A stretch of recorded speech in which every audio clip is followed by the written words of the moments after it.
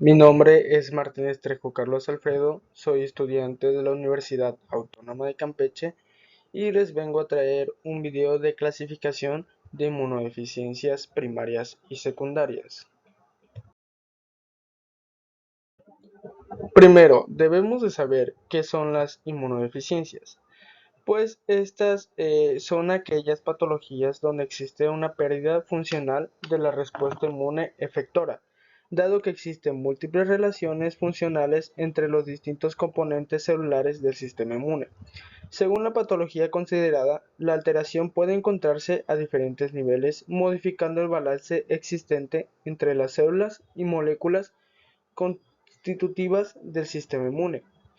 Las inmunodeficiencias presentan una gran diversidad de cuadros clínicos, desde trastornos leves a letales, la propensión a contraer infecciones y la intensidad de estos son indicadores potenciales de inmunodeficiencias. Existen clasificaciones de las inmunodeficiencias, que pueden dividirse tentativamente en primarias, que estas agrupan aquellas deficiencias inmunitarias cuya alteración presentan un origen hereditario o congénito, y las inmunodeficiencias secundarias, que incluyen aquellas deficiencias que se desencadenan sobre un sistema inmune previamente normal. Estas últimas son las más frecuentes, y las causas que conducen a ella presentan mucha heterogeneidad. Las alteraciones implicadas en las distintas inmunodeficiencias primarias pueden afectar cualquiera de los estadios de diferenciación de los linajes linfoides y mieloides, o bien a la capacidad efectora de las células, debido a desórdenes en la expresión de moléculas de membrana o de secreción. La alteración primaria se localiza fuera del sistema inmune, influye sobre el alterado y directamente sus funciones. En la inmunodeficiencia primaria, la enfermedad puede correlacionarse con alteraciones genéticas capaces de explicar la disminución de la respuesta inmune. Por el contrario, en la inmunodeficiencia secundaria no es posible identificar una causa genética implicada en el sistema fagocítico, y al menos en teoría la respuesta inmune puede ser restaurada por completo si se corrige la enfermedad desde la base. Vamos a dar una pequeña explicación sobre inmunodeficiencias primarias. Pues los estadios más tempranos de maduración a partir de la célula troncal se lleva a cabo en la médula ósea. En su mayor parte, los linfocitos B son de vida media corta, generalmente no más allá de 2 semanas. Una vez completada la instancia de maduración, los linfocitos se dirigen a los ganglios y luego regresan a la circulación. Las inmunodeficiencias pueden afectar cuali y cuantitativamente a los linfocitos en cualquiera de los compartimentos.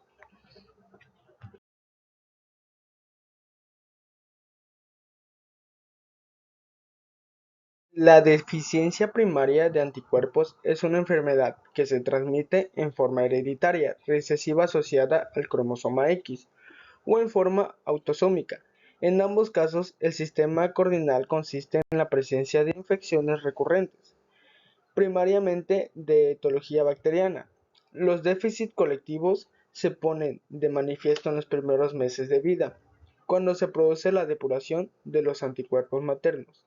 Este grupo de inmunodeficiencias se caracteriza por la ausencia de la respuesta inmune celular. Los niveles de linfocitos T circulantes pueden ser normales. Se caracterizan por presentar infecciones de agentes oportunistas, en particular bacterias extracelulares, virus entéricos y protozoarios, y en general frente a cualquier microorganismo de localización extracelular. En los órganos linfoides secundarios se observa una ausencia relativa o completa de los linfocitos B. Estos pacientes tienen contraindicada la administración de cualquier vacuna que esté constituida por gérmenes atenuados. El reemplazo terapéutico de anticuerpos reduce el número y la severidad de las infecciones. Un trasplante de médula ósea se recomienda solo cuando existe una función linfocitaria T aberrante en forma concomitante. Les hablaré sobre un ejemplo de inmunodeficiencia primaria no selectiva, llamada agamaglobulinemia ligada al cromosoma X o enfermedad de Bruton.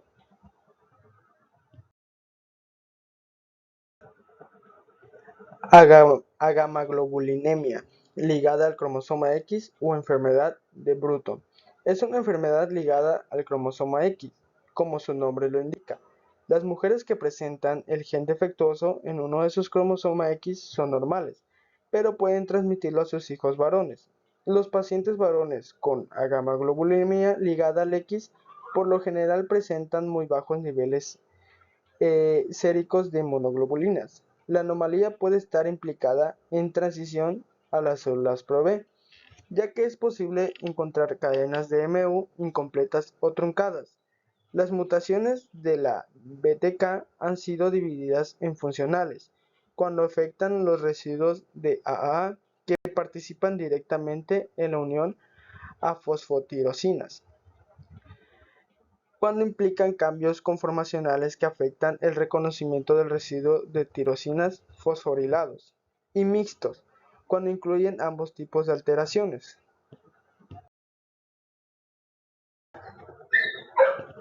Las principales mutaciones han sido identificadas en los dominios SHZ y SH3, que poseen propiedades de anclaje.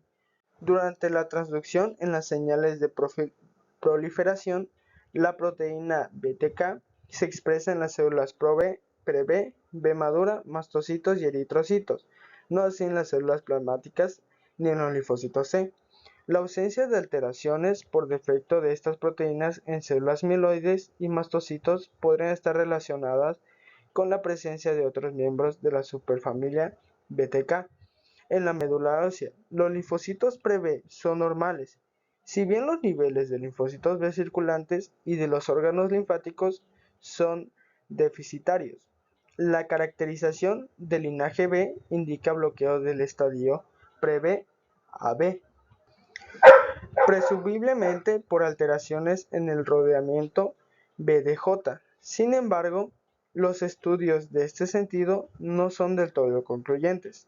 Presentan mutaciones en el gen que codifica para la tirosina quinasa, perteneciente a la familia de quinasas, del protooncogénico SRC, que controlaría el crecimiento y la diferenciación de las células B. Las madres de los pacientes con agamoglobulinemia ligada al X son necesariamente heterocigotas y presentan un desarrollo normal de los linfocitos B. Los pacientes con esta alteración son asintomáticos durante los primeros 6 meses de vida, cuando la acción protectora de la IgG materna decae.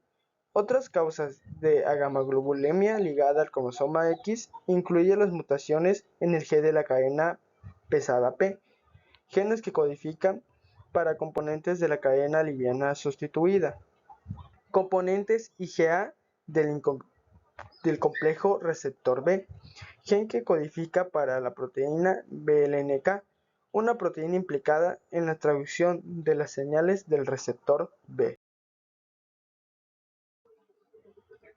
Un ejemplo de inmunodeficiencia primaria selectiva es la inmunodeficiencia común variable de la infancia. Bueno, pues la inmunodeficiencia común variable de la infancia, el neonato presenta normalmente niveles superiores de IgG de la madre. Los demás inmunoglobulinas están ausentes en el momento del nacimiento. De hecho, la presencia de IgM e IgA en sangre de cordón indica síntesis prematura de anticuerpos. Esta hipoinmunoglobulinemia es el resultado de un desbalance entre el catabolismo de la IgG materna del periodo intrauterino, obtenida por vía transplacentaria, y la ausencia de compensación por falta de producción.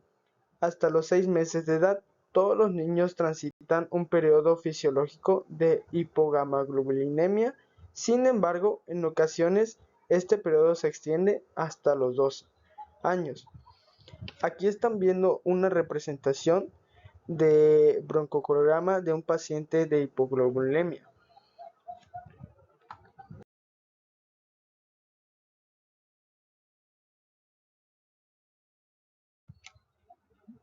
Ahora les hablaré sobre inmunodeficiencias secundarias, que pues la depresión de proteínas séricas por alteraciones de la homeostasis conduce a importantes grados de hipoglobulinemia.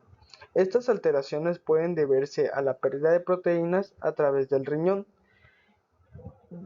que sería síndrome nefrótico, de la piel, ya sea quemaduras graves o dermatitis, o afecciones del tracto gastrointestinal. En general se produce una pérdida simultánea de proteínas séricas en forma inespecífica.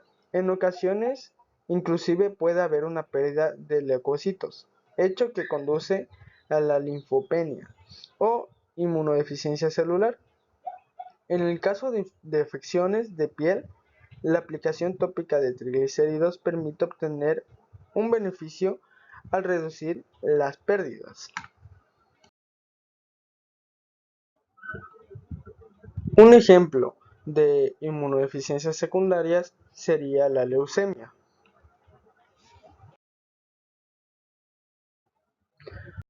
Pues la leucemia es un tipo de cáncer de la sangre que comienza en la médula ósea, el tejido blando que se encuentra en el centro de los huesos, donde se forman las células sanguíneas, que anteriormente ya les había hablado sobre esto. El término leucemia significa sangre blanca.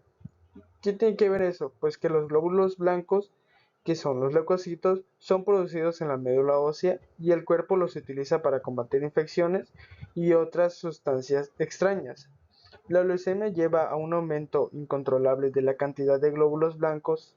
Las células cancerosas impiden que se produzcan glóbulos rojos, plaquetas y glóbulos blancos maduros saludables.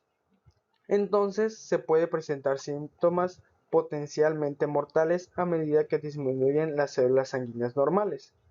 Las células cancerosas se pueden propagar al torrente sanguíneo y a los ganglios linfáticos. También pueden viajar al cerebro y a la médula espinal, que sería el sistema nervioso central, y otras partes del cuerpo. La leucemia puede afectar a niños y adultos. La leucemia se divide en dos tipos: la aguda, que progresa rápidamente, y la crónica, que progresa más lentamente.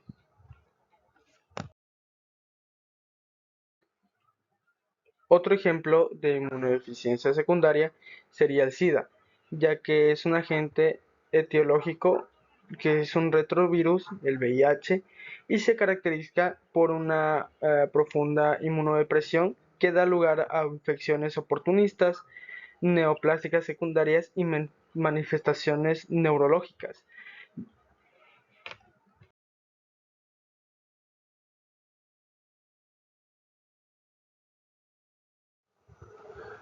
Bueno, pues haremos un pequeño resumen de las inmunodeficiencias primarias y secundarias de todo lo que ya les platiqué. En las inmunodeficiencias primarias se deben a defectos intrínsecos en las células del sistema inmune y son por regla general de origen genético. Recordemos que las inmunodeficiencias primarias se dividen en dos clases, no específicas y específicas. En la inmunodeficiencia específicas corresponde a disfunciones de las células T y B del sistema de inmunidad adaptativa, y a la inmunodeficiencia no específica se refieren a diversas alteraciones en fenómenos de la inmunidad innata, como la fagocitosis y el complemento y otros. Ahora, por último, las inmunodeficiencias secundarias derivan de factores extrínsecos como fármacos, radiaciones, desnutrición, malnutrición, infecciones, deficiencias debidas a etapas fisiológicas. Los más comunes de la inmunodeficiencias secundarias sería el VIH, la leucemia, malnutrición. Bueno, pues eso sería todo el resumen. Espero que le haya quedado claro las inmunodeficiencias primarias y secundarias.